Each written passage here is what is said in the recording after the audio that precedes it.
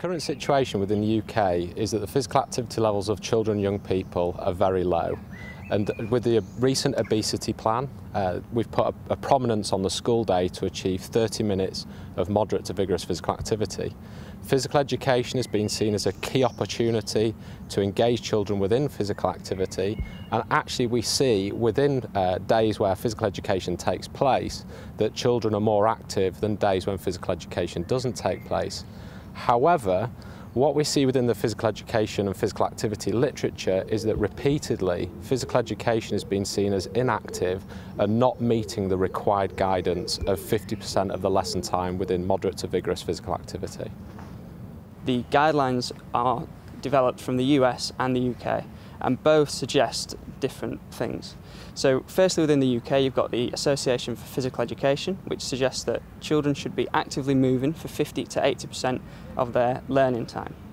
Within the US, you have a different objective which suggests that children should be engaging with moderate to vigorous physical activity for greater than 50% of the lesson time. So clearly, those objectives are very different and will need refining moving forward.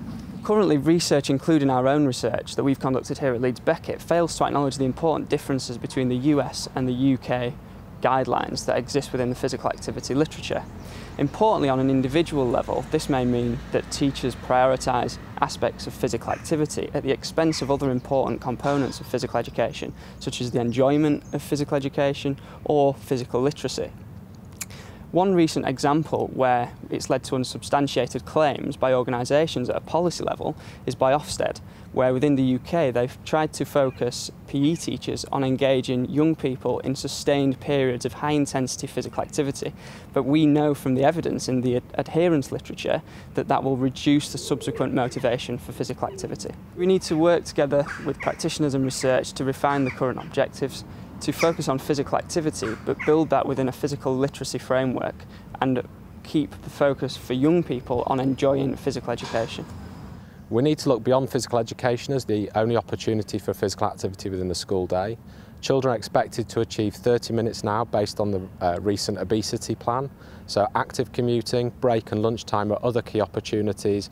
One untapped source is within lesson time itself, where children spend a large amount of time seated.